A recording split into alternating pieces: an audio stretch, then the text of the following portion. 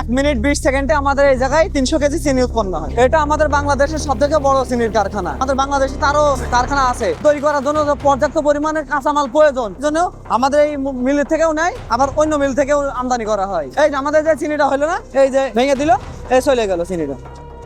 আমাদের এক এক শিফটে 500 550 বস্তা থাকে, এক এক বস্তা 50 কেজি করে চিনি থাকে।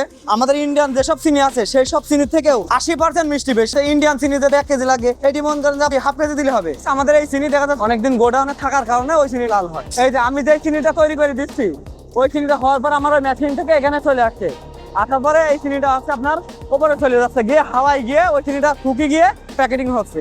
পয়লা তো আমাদের কেরিয়ায় আখ ফেলা হয়, ওখানে ছুরি দেওয়া আছে, ছুরিতে টুকরো টুকরো করা হয়। এখান থেকে এসে রোলারের ভেতর থেকে চিপে চিপে রসটা বের করা হয়। গিয়ার আছে আমাদের 1000 বড় 3টে, আর ওখানে আছে 5টা 8টা আছে। তা এক জায়গায় এই মেশিনের ভেতরে ঢোকে, ওর ভেতরে আর 1 ফুট পানও থাকে না। সম্পূর্ণ এটি নেট, বুঝেছেন?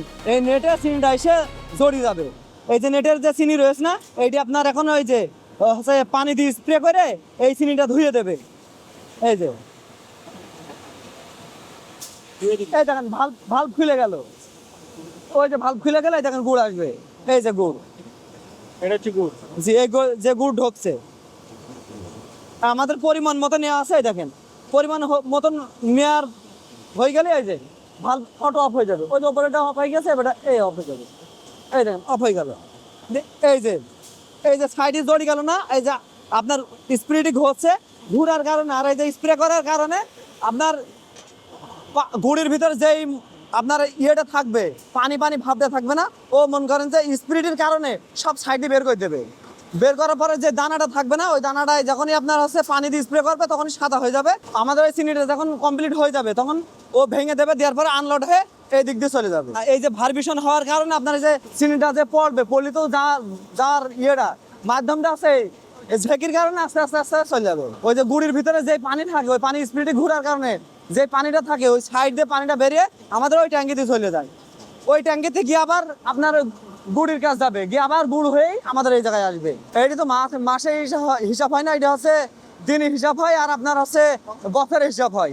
ওই জায়গায় গিয়ে আপনি হচ্ছে প্রতিদিনের শিফট অনুযায়ী আমাদের মনে করেন 8 ঘন্টার একটা শিফট আছে। আমাদের যেন সকাল 10টা থেকে সন্ধ্যা 6টা পর্যন্ত কি পরিমাণে চিনি আমরা উৎপাদন করলাম, ওই জায়গায় আপনার হচ্ছে বোর্ডে আপনার হচ্ছে লিস্ট করা থাকবে। বিদ্যুৎ কেন্দ্রের ক্যাপাসিটার হচ্ছে 1.5 মেগাওয়াট, তার মানে 1500 কিলোওয়াট। ওই 1500 কিলোওয়াট যদি স্টিম ঠিক মতন দিয়ে আমার টারবাইন সচল থাকে, রানিং থাকে, তাহলে এতেই হয়ে যায়। অনেক সময় দেখা যাচ্ছে আমাদের বয়লারের সমস্যার কারণে হয়তো কিছুটা সমস্যা হয়। আমাদের তো এত উৎপাদনের সাথে সাথেই সাপ্লাই, এ উৎপাদন করে আর সাপ্লাই হয়। এখানে একটা সুইচ যদি আপনার নড়াচড়া হয় কিংবা বন্ধ হয়ে যায়, এখানে হাজার হাজার টাকা আপনার সম্পদ নষ্ট হয়ে যাবে। আমাদের 24 ঘন্টায় থাকতে হয় এবং 24 ঘন্টা সাপ্লাই দিতে হয়। অনেক সময় আপনার ব্রেকডাউন হয়, হঠাৎ করে আপনার দেখা যাচ্ছে যে টারবাইন টিপ মারে, বন্ধ হয়ে যায়।